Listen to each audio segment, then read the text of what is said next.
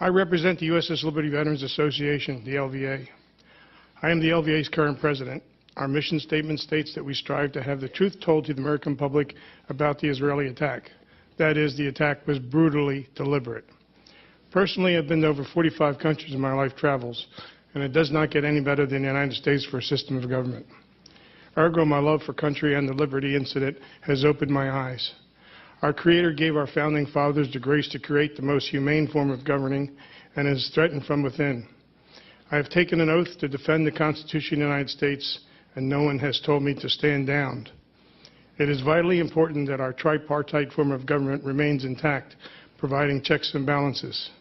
My focus is not only with the Johnson administration and the military, but Congress now, during, and present.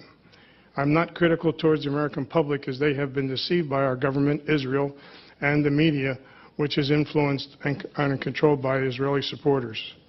To wit, the laws have been broken or thwarted to maintain our relationship with Israel, and I'll provide you with details as I know them. It is my contention that by investigating the Liberty story, a very sinister historical blight becomes defined. I pray America has the guts to look inwardly and take the right steps to correct not only the Liberty injustices, but also become acutely aware of Israelis' actions, past, present, and future, against humanity in Palestine. Did you notice that Paul Pillar, Michael Schreier, and Ray McGovern are all former CIA employees? Well, I spent almost 29 years working with them also. I went from being a Navy spook to become a CIA staff officer working for the Office of Communications. Why do you think there are so many former CIA employees so concerned about the Middle East? Why are we so passionate about what happens in Palestine? I believe it has something to do with love of country. We care. It's part of our culture. As my British friends would say, we bloody well care. Speaking for myself, but I think they feel the same, I sense the calamity that is possible if we continue down our current course. What is the price for caring? Bigotry. I have written a book of some of what I think I will talk about you will find documented. It is appalling the length Israel's supporters will go to ensure that you are silenced and harassed. However, the USS Liberty story is very important, and it must be told truthfully and accurately. If you'd like a copy, please see me.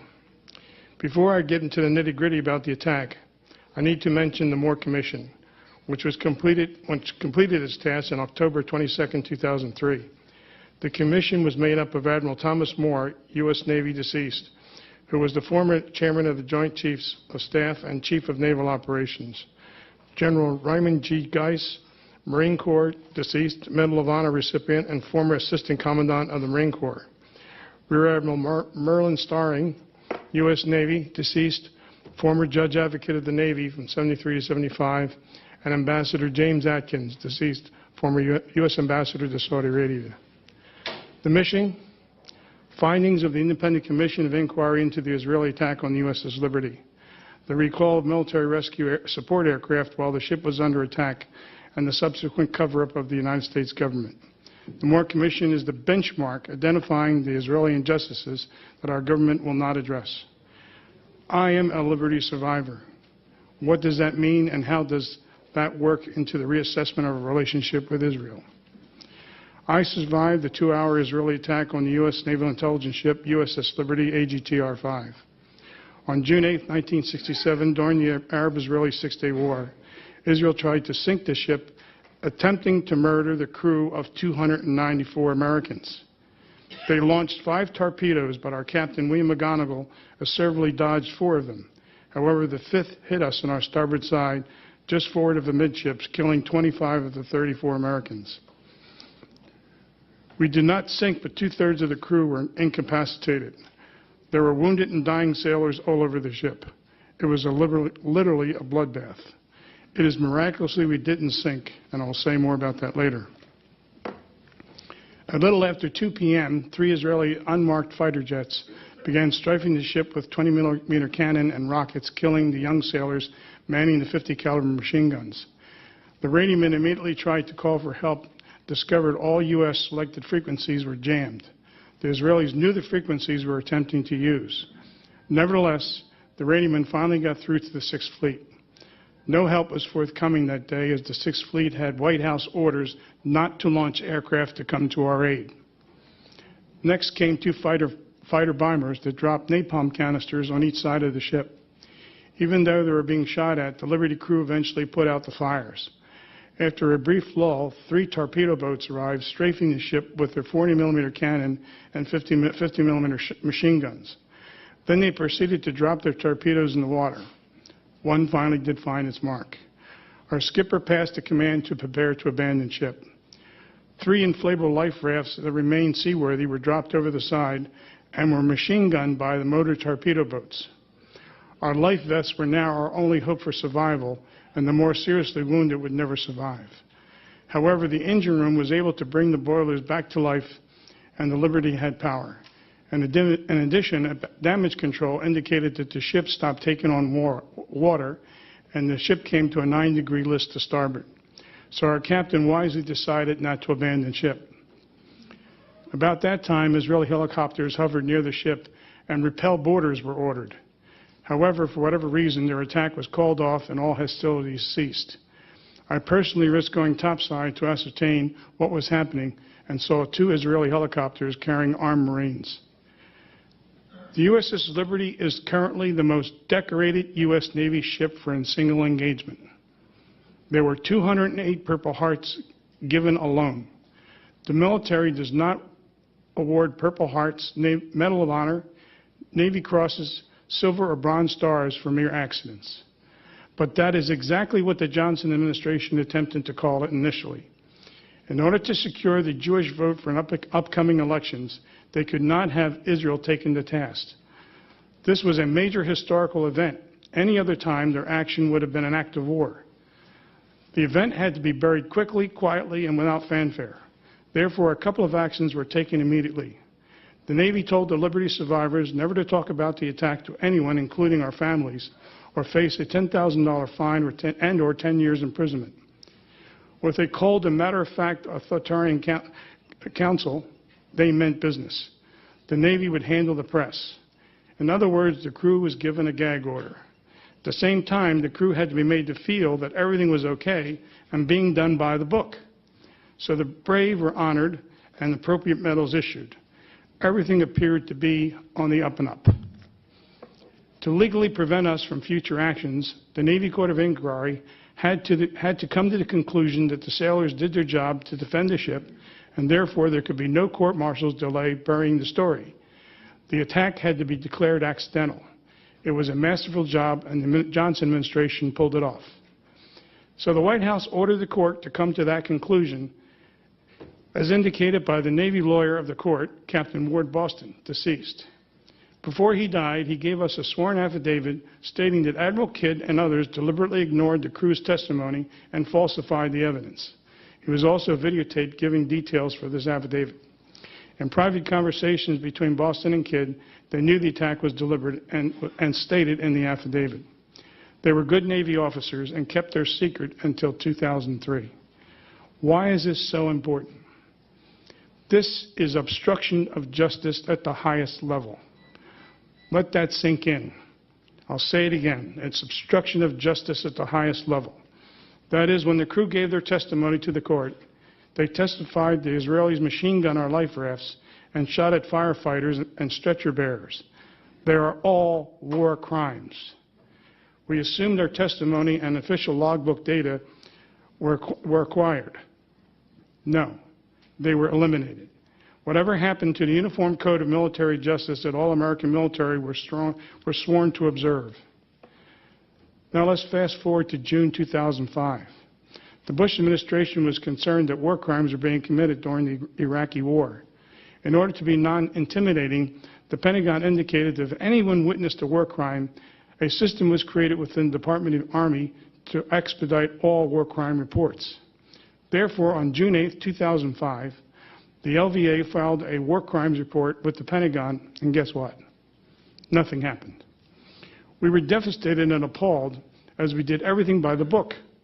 We were informed that the 67 Navy Court of Inquiry had already investigated the incident and no action was required. If you write your congressman today, you'll get the same answer. In other words, the 67 Navy Court of Inquiry forms the official basis to explain the attack. The Liberty crew had been slam dunked. Why would the White House do this to the crew?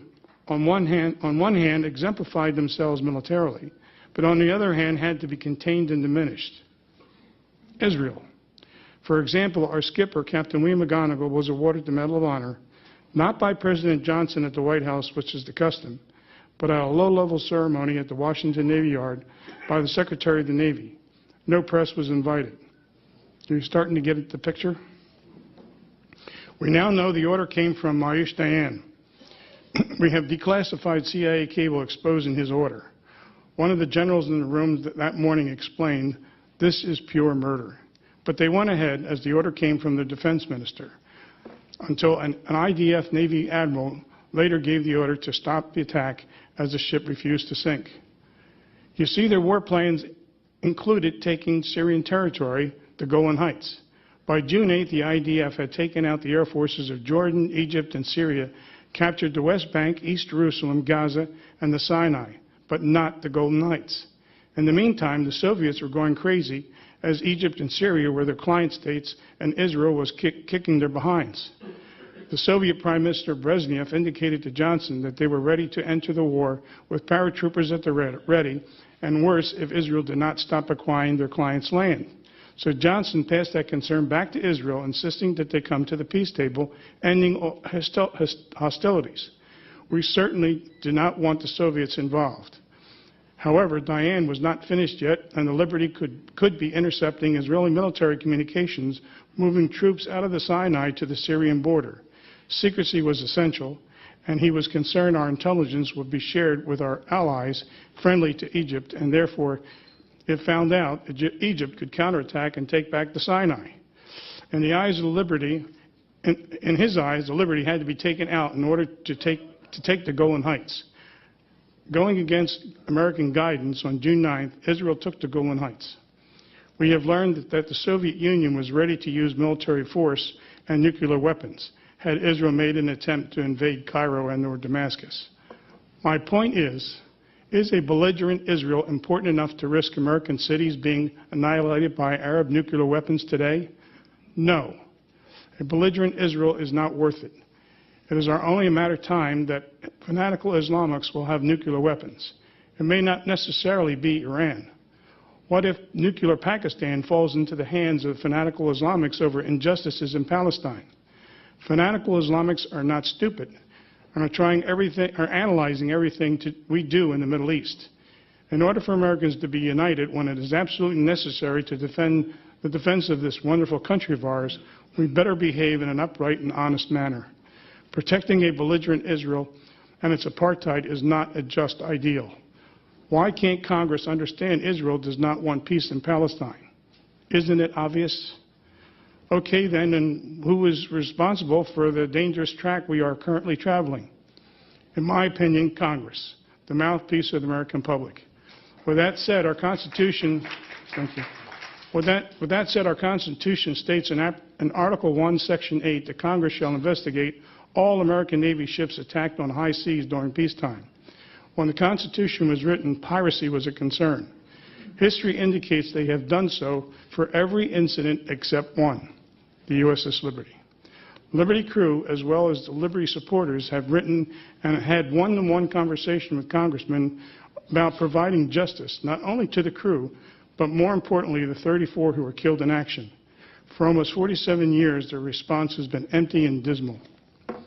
So why is this important?